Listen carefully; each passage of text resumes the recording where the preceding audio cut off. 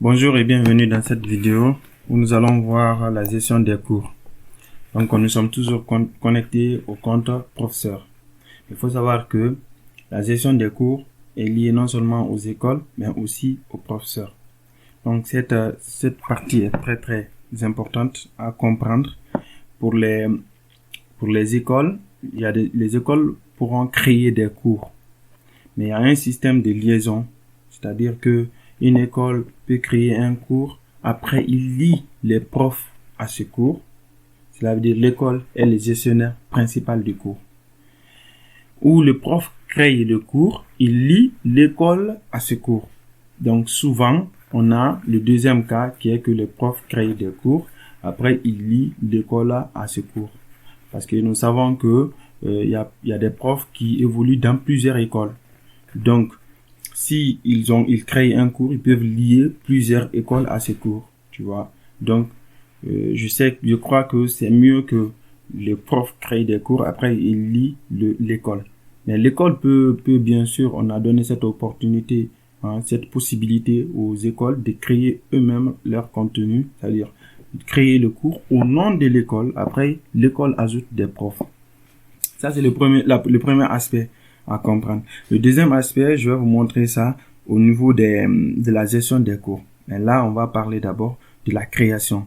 Donc, la partie tutoriel, on va voir ça après. Ici, c'est la présentation de tous les cours. On va voir tout à l'heure là. Mais pour ajouter un cours, c'est très simple. Vous venez ici. Donc là, vous donnez le nom de la formation ou le nom du cours. Nous, par exemple, nous, on veut donner un cours d'informatique. Donc, on va dire, par exemple, cours d'initiation à Linux. On va dire ça, par exemple. Cours d'initiation à Linux. Donc, là, on va prendre la catégorie. Moi, j'ai dit catégorie, c'est informatique. Bon, supposons que un prof, par exemple, un prof qui est à l'université, il veut donner un cours, mais il n'y a pas la catégorie de cours ici. Il peut nous envoyer un mail pour qu'on puisse rajouter,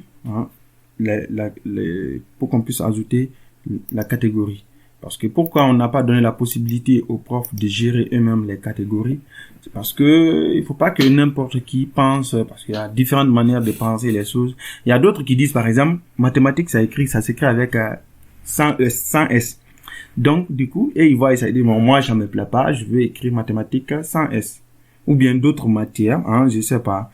Et c'est éducation civique et morale. Donc, il y a d'autres qui disent, non, le nom là est trop long. Moi, je veux juste ECM. Donc, du coup, il faudrait qu'on ait une structure globale. Donc, si vous avez une catégorie de cours qui n'existe pas ici, vous pouvez nous envoyer un mail à cette adresse qui est hello@guineaschool.com. Et là, nous, ça sera vraiment un plaisir pour nous parce qu'on travaille avec un ensemble de profs. On va analyser votre demande et on ajoutera la catégorie des cours. Bon, ça c'était juste une parenthèse. Et puis là, il faut rajouter le résumé. Ça c'est très important de donner le résumé du cours parce que les gens qui vont venir à l'accueil et qui voudront voir qu'est-ce qui est dans le cours avant de rentrer même, c'est mieux de leur donner un petit aperçu sur le cours qui sera dispensé là, ou bien les compétences qu'ils vont acquérir à la fin de ce cours. Donc, nous, on va dire dans ce cours, nous verrons par exemple, les bases de Linux.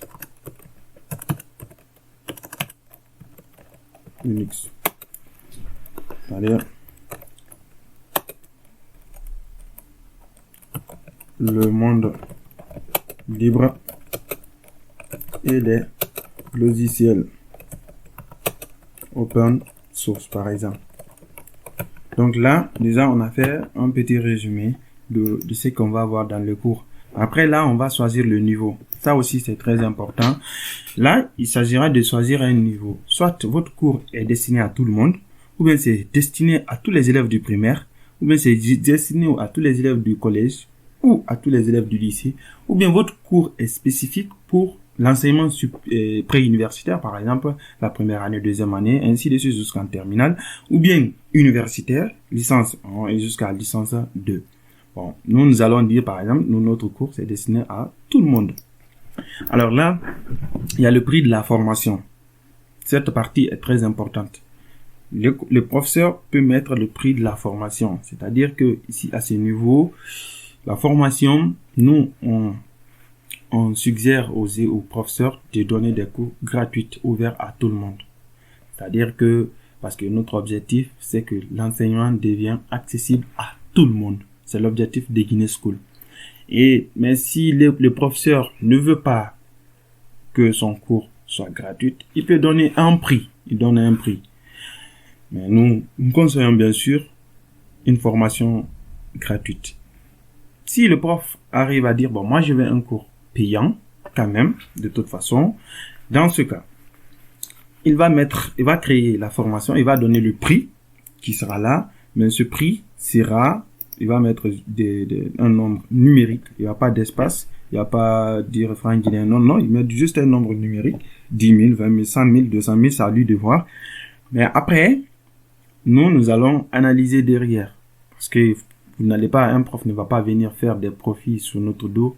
Il faudrait, parce que nous aussi, on héberge le site et tout ça. On veut bien aider les gens, mais les gens qui veulent se faire de l'argent, il faut que nous discutons ça et voir quel est le pourcentage que nous allons avoir dans ce que vous allez proposer. Mais si le cours est gratuit, il n'y a rien de tout ça. C'est notre objectif, ça. Mais si le cours n'est pas gratuit, après, nous allons vous rappeler pour qu'on puisse parler de ces sujets d'argent. Donc, après, nous, on va dire ici, le cours est gratuit, c'est 0. Après, la clé d'inscription. Si vous voulez que tout le monde ait accès à votre cours, faites un cours gratuit et une clé qui n'existe pas. Donc, dans ce cas, les gens qui voudront s'inscrire, ils vont s'inscrire automatiquement. Mais si, par exemple, le professeur, il se peut que le prof est dans une école et il veut que uniquement ses élèves de son école aient accès au contenu du cours. Dans ce cas, il va mettre une clé ici. Il met une clé. C'est uniquement les élèves qui auront cette clé qui peuvent accéder au cours. Et cette clé, elle peut varier. Imaginons par exemple, le prof, il donne une clé à ses élèves. Il se peut que les élèves prennent cette clé, ils amènent dans d'autres contrées. Mais le prof, après avoir donné la clé, il dit, bon, activez maintenant, parce qu'après je vais changer la clé. Je vais vous montrer tout à l'heure là comment changer la clé. Mais si vous voulez vraiment une formation gratuite, laissez le champ vide. Pour nous, notre formation est gratuite, donc on va mettre le champ vide. La formation, c'est une formation d'un mois et de 3 mois. Donc on va ajouter, on envoie ceci. Donc le cours a été ajouté avec succès. Et là, on va venir au niveau des cours. Vous voyez, on a le cours qui est là. On a le nom du cours, le professeur. J'ai mis au pluriel parce qu'il y a plusieurs profs qui peuvent gérer le cours. On va voir ça tout à l'heure là. Ici, il n'y a pas de clé d'abord. Mais vous pouvez régénérer si vous voulez la clé. Mais si le cours, comme je l'ai dit, est gratuit et que vous voulez que tout le monde ait accès, vous laissez comme ça, ne régénérez pas. Le prix, ici c'est gratuit.